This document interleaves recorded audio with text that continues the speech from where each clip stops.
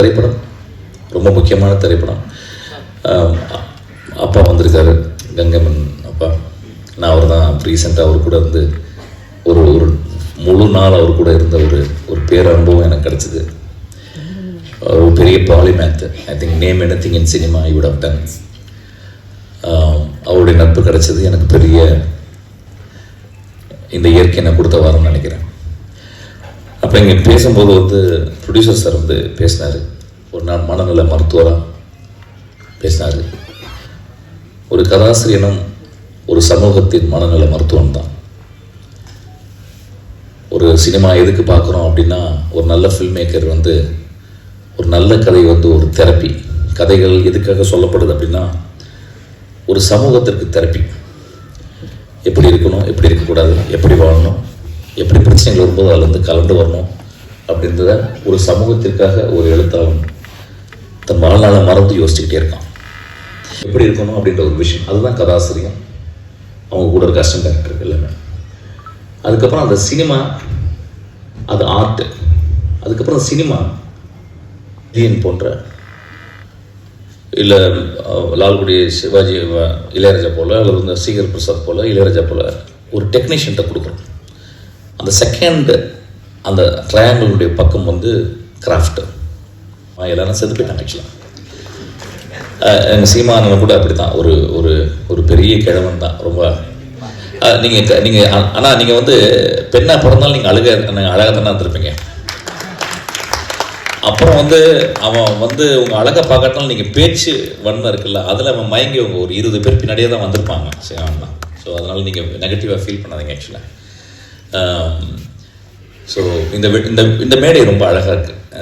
அதுக்கு அஜயன் பாலாவை நான் ரொம்ப பாராட்டுறேன். எல்லாரும் செத்து போயிட்டாங்க. ஆக்சுவலாக எங்கள் சீமானவன் கூட அப்படி தான். ஒரு பெரிய கிழவன் தான். ரொம்ப நீங்கள் ஆனால் நீங்கள் பெண்ணாக பிறந்தாலும் நீங்கள் அழகாக தானே இருந்திருப்பீங்க. அப்புறம் அவன் உங்கள் அழகை பார்க்காட்டாலும் நீங்கள் பேச்சு வன்மை இருக்குல்ல, அதில் அவன் மயங்கி ஒரு 20 பேர் பின்னாடியே தான் வந்திருப்பாங்க சீமான் தான். ஸோ அதனால் நீங்கள் நெகட்டிவாக ஃபீல் பண்ணாதீங்க. ஆக்சுவலாக ஸோ இந்த மேடை ரொம்ப அழகாக இருக்குது. அதுக்கு அஜயன் பாலாவை நான் ரொம்ப பாராட்டுறேன். இப்போது நான் ராஜா சாரை பற்றி பேசுவேன். இன்றைக்கி என்னுடைய மனசில் வந்ததை உங்களுக்கு பகிர்ந்துக்கணும்னு ஆசைப்பட்றேன். ஏன் அந்த மனிதன் இவ்வளவு காலகட்டம் இந்த படத்தில் ஒரே ஒரு ஃப்ரேஸ் கேட்டேன். அதை என்னால் திரும்பி ரீகல் பண்ண முடியல. ஒரு பியூட்டிஃபுல் ஃப்ரேஸு.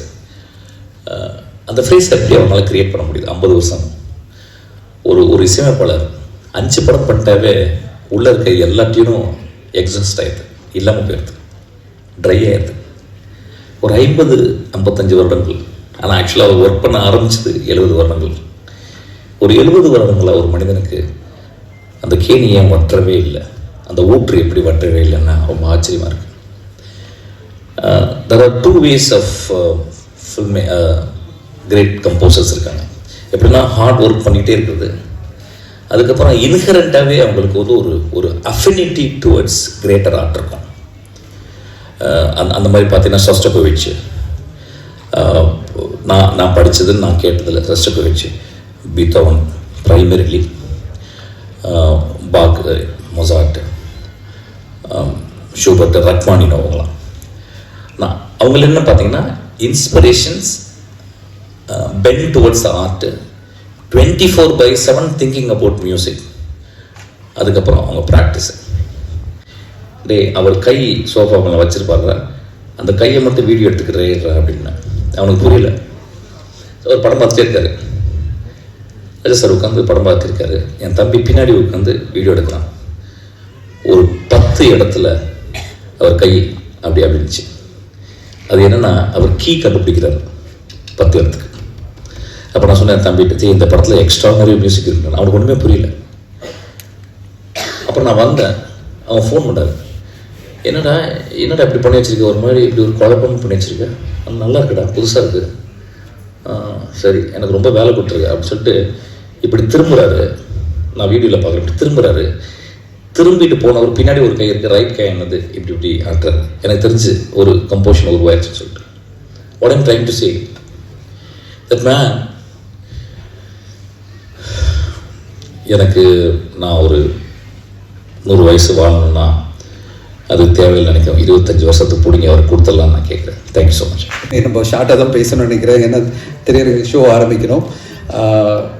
முதல்ல அஜயன் பாலா அவர்களுக்கு என்னுடைய மனமார்ந்த வாழ்த்துக்கள். பல வருட கனவு அஜயன் பாலாவுக்கு, ஒரு இயக்குனர் ஆகணுன்ற கனவு. எல்லோரும் ஒரு அப்ளாஸ் கொடுத்து அவரை வாழ்த்து சொல்லணும். அவருடைய கனவு ஒரு மிகச்சிறந்த எழுத்தாளர், தமிழ் சினிமாவில் ஒரு மிகச்சிறந்த எழுத்தாளர், தமிழ் சினிமான்னு சொல்லக்கூடாது, தமிழ் இலக்கியத்தில் மிகச்சிறந்த எழுத்தாளர். அவருடைய புத்தகங்கள்லாம் நான் நிறைய படிச்சிருக்கேன். சமீபத்தில் மாரன் பிராண்ட் அவர்களுடைய வாழ்க்கையை பற்றி ஒரு புத்தகத்தை வந்து நான் பார்த்துருக்கேன், படிக்கவே இல்லை. திடீர்னு என்கிட்ட சொன்னார், நீங்கள் படிச்சிங்களான்னாரு. அதை எடுத்து படிக்கும்போது தான் தெரியுது எந்த அளவு முயற்சி எடுத்து அந்த புத்தகத்தை வந்து ஒரு வழிகாட்டி புத்தகமாக அவர் பண்ணியிருக்காரு அப்படின்னு. அப்படி பல அற்புதமான எழுத்துக்களை நம்மளுக்கு படைப்புகளாக கொடுத்த அஜயன் பாலா அவர்கள் இன்னைக்கு மயிலாஞ்சி அப்படின்ற படம் மூலமாக வருது. எனக்கு ரொம்ப சந்தோஷம். அஜயன் பாலா சாரை வந்து நான் நிறைய தடவை வந்து விஜய் சாரோட பார்த்துருக்கேன். விஜய் சாருடைய கம்பேனியன் அவர், ஏஎல் விஜய் சார் நம்ம சொல்கிறோம்ல, அவருடைய பல படங்களில் திடீர்னு பார்த்தா அஜயன் பாலா சார் இருப்பார். அவருடைய பேர் இல்லாமல் விஜய் சாரோட படமே இருக்காது. அவ்வளோ தொலைவு விஜய் சாரு கூடவே ஒரு ட்ராவல் பண்ணுற ஒரு சக பயணியாக நான் பார்த்துருக்கேன். நான் வந்து விஜய் சார்கிட்ட கேட்டிருக்கேன், அஜயன் பாலா சார் என்ன பண்ணுறார், ஃப்ரெண்டாக கூட இருக்கார் அப்படின்வாரு. அந்தளவு வந்து ஒரு நட்புக்கு உதாரணமாக இந்த மேடையை வந்து சொல்லியிருந்தாங்களா, அதே மாதிரி தான் இவங்க 2 பேருக்குள்ள நட்பை நான் பல படங்களில் பார்த்துருக்கேன். விஜய் சாருக்கும் அண்ட் அஜயன் பாலா அவர்களுக்கும் இந்த படத்துக்கு ஒரு மிகப்பெரிய சப்போர்ட்டாக நான் பார்க்குறேன். இளையராஜா சாருடைய பாடல்கள், அதில் செழியன் சாருடைய அந்த சினிமோகிராஃபி பார்த்துட்டு அப்படியே பேசிட்டுட்டேன் நான். என்ன ஒரு ட்ரிபியூட் டு பாலமேந்திர சார், அவர் சொன்னது அப்படியே ட்ரிபியூட் டு பாலமேந்திர சார் தான் சார். அதுவும் நான் வந்து அந்த பாடலை பார்க்கும்போது, அந்த மிஸ்ட்டை பார்க்கும்போது எனக்கு பாலமேந்திர சாருடைய 3ஆம் பரி எல்லாம் ஞாபகம் வந்துருச்சு. அது பிறகு நான் ஞாபகம் வந்தது மகேந்திர சாருடைய என்ன படம், நம்ம சொல்லவே அந்த பருவமே பாட்டு வந்து எப்படி டான்ஸ் பண்ணி அவங்க ஓடும்போது, டான்ஸ் சொல்லக்கூடாது, ஓடும்போது என்ன மாதிரி மிஸ்ட் வருமோ அந்த மாதிரி நீங்கள் ரொம்ப படைப்பை என்ன சொல்கிறது அவ்வளோ பிரமாதமாக கொடுத்துருக்கீங்க செழியன் சார். நிறைய படங்கள் நீங்கள் பண்ணணும், இயக்குனரை மட்டும் இல்லாமல் நிறைய படங்கள் சினிமாட்டோகிராஃபி பண்ணுங்க. எல்லோருக்கும் நீங்கள் ஒரு மிகப்பெரிய ஆதரவாக இருப்பீங்க. ஸோ இந்த நேரத்தில் ஒரு விஷயம் நான் சொல்லணும்.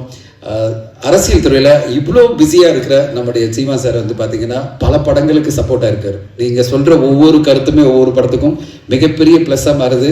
பல ஆயிரக்கணக்கான பேர் படங்களை பார்க்குறாங்க. என்னுடைய ஒரே கோரிக்கை என்னென்னா, ஒரு நல்ல படம் ஊடகங்களால் பாராட்டப்பட்டதுன்னா நீங்கள் கண்டிப்பாக பார்த்து நீங்கள் ரெக்கமெண்ட் பண்ணுங்கள். அந்த படங்கள்லாம் பெருசாக ஓடும். அது மாதிரி பெரிய படங்கள் மட்டும் இல்லாமல் சிறிய படங்களுக்கு நீங்கள் பண்ணணும்னு கேட்டுக்கிறேன்.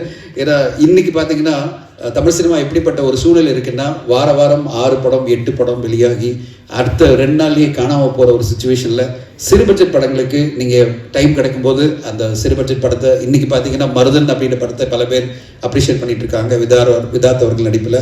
அந்த மாதிரி சிறு பட்ஜெட் படங்களுக்கும் நீங்கள் உங்களுடைய பெரிய ஆதரவு கொடுத்தீங்கன்னா சினிமா வந்து இன்னும் பெரிய லெவலில் ரீச் ஆகும். இப்படி பாலாஜி தெரிஞ்ச நீங்கள் ஆடியன்ஸோட சைக்காலஜி தெரிஞ்சு ஒரு நல்ல கதையை தேர்ந்தெடுத்திருப்பீங்க நம்புகிறேன். அது கண்டிப்பாக அஜயன் பாலா அவர்கள் ஒரு சிறப்பான படமாக எடுத்திருப்பார் நம்புகிறேன்.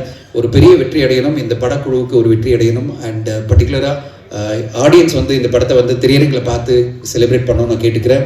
பல படங்கள் வந்தாலும் குறிப்பிட்ட ஒரு நல்ல படம், சிறு பட்ஜெட் படம் வரும்போது ஆடியன்ஸ் வந்து திரையரங்களை பார்த்து வெற்றி அடைய வச்சாதான் தமிழ் சினிமா நல்லாயிருக்கும். அப்படிப்பட்ட வெற்றியை கொடுப்பீங்கிற நம்பிக்கையோட அஜயன் பாலா என்னுடைய நண்பருக்கு வாழ்த்துக்கள் தெரிவித்து விடைபெறுகிறேன். நன்றி.